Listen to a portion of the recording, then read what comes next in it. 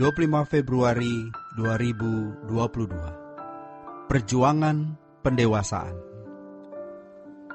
Kehidupan bangsa Israel telah menjadi gambaran yang paralel dengan kehidupan orang percaya. Sebagaimana mereka dilepaskan Tuhan dari perbudakan bangsa Mesir dan harus melangkah menuju Kanaan, kita sebagai orang percaya juga dilepaskan dari belenggu kuasa gelap oleh penebusan darah Tuhan Yesus Kristus. Dan kita harus keluar dari tanah perbudakan, yaitu dunia ini, dan benar-benar mengarahkan diri ke dalam kerajaan surga. Seiring perjalanan waktu, orang akan makin terikat kepada sesuatu sampai tidak bisa lepas. Seperti ikatan sarang laba-laba, yang makin hari makin tebal, makin kuat. Lebih konyol lagi kalau orang berpikir bahwa menjadi Kristen tidak perlu berlebihan seperti demikian. Padahal logika rohani orang percaya itu mestinya harus dalam perjalanan menuju langit baru dan bumi baru. Kalau bangsa Israel perjalanannya secara fisik, tetapi bagi orang percaya itu secara rohani, yaitu bagaimana karakternya makin dilayakkan menjadi anggota keluarga kerajaan surga, dan hatinya makin terlepas dari ikatan dunia ini. Dari kisah perjalanan bangsa Israel dari Mesir ke Kanaan, diperoleh pelajaran bahwa ada tatanan yang harus ditegakkan, dan Allah menegakkannya. Tatanan ini tidak bisa tidak harus dituruti, baik dari pihak Allah atau oleh Allah yang membuat tatanan itu, maupun dari pihak manusia. Bahwa dalam mewujudkan rencananya, Allah melibatkan respons manusia. Jadi, rencana Allah menempatkan anak cucu Abraham ke negeri yang dijanjikan Allah kepada Abraham untuk keturunannya itu, juga melibatkan individu-individu bangsa Israel dan seluruh komunitasnya. Di dalam kitab Keluaran dikatakan, setelah Fir'aun membiarkan bangsa itu pergi, Allah tidak menuntun bangsa Israel melalui jalan ke negeri orang Filistin. Keluaran 13 ayat 17-18. Walaupun jalan itu adalah yang paling dekat, mengapa? Alasannya adalah bangsa Israel belum siap untuk berperang melawan orang Filistin. Sehingga bisa saja mereka menyesal keluar dari Mesir, lalu mereka mau kembali ke Mesir. Tetapi Allah menuntun bangsa itu berputar melalui jalan di padang gurun menuju Laut Teberau, dibawa ke tempat pembantaian. Tetapi justru di tempat pembantaian itu mereka terluput, dan mereka melihat laut kosong terbelah.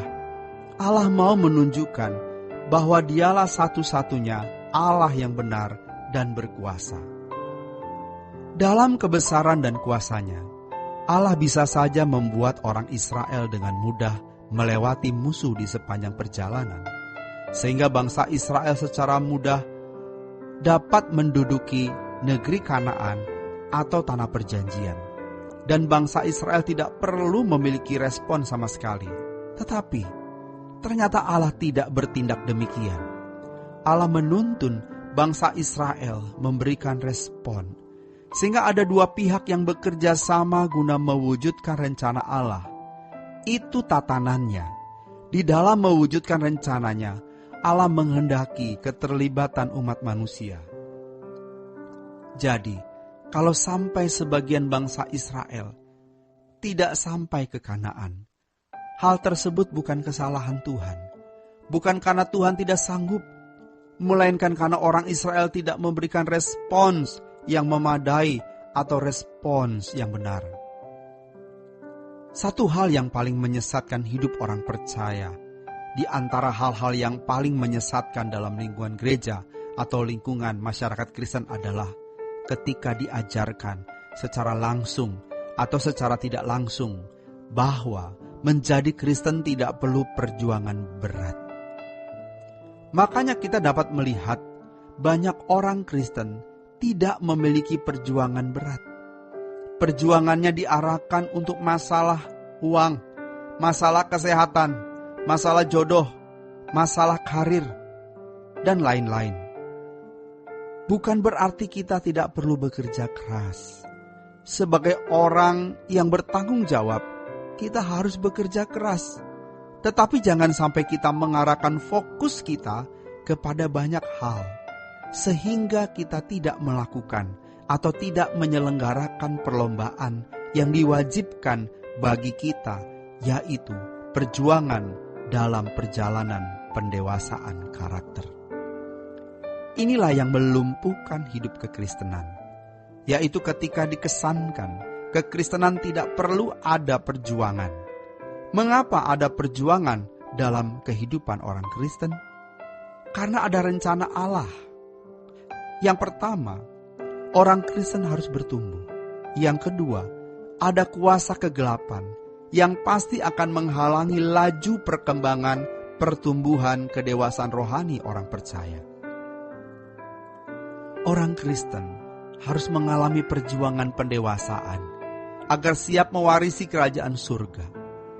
Itulah sebabnya Allah mendidik bangsa Israel di perjalanan yang panjang agar mereka siap berperang, menduduki negeri itu, dan kemudian mengelolanya sebagai bangsa yang beradab dan kuat. Demikian pula kita. Allah mendidik kita supaya kita menjadi umat pilihan yang sempurna seperti Bapa. Hanya Allah yang bisa mendidik kita.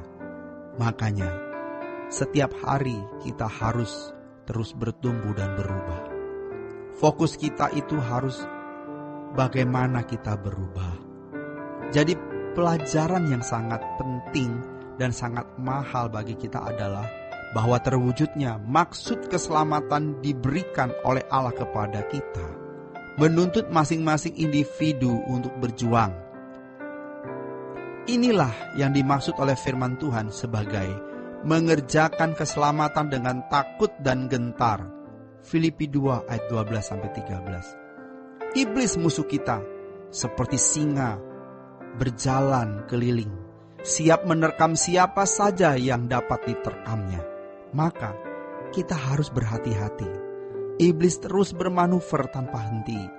Kita berhati-hati bukan hanya agar iblis tidak mengganggu ekonomi keluarga, kesehatan tubuh, keutuhan rumah tangga, tidak mengganggu karir dan bisnis, dan lain sebagainya. Melainkan agar kita jangan sampai gagal menjadi anggota keluarga kerajaan Allah. Iblis tidak akan terganggu ketika kita sukses dalam segala hal, tetapi iblis akan terancam kalau kita menjadi serupa dengan Yesus dan mengarahkan diri kita ke kerajaan surga. Demikian renungan hari ini. Tuhan Yesus memberkati. Sola Gracia.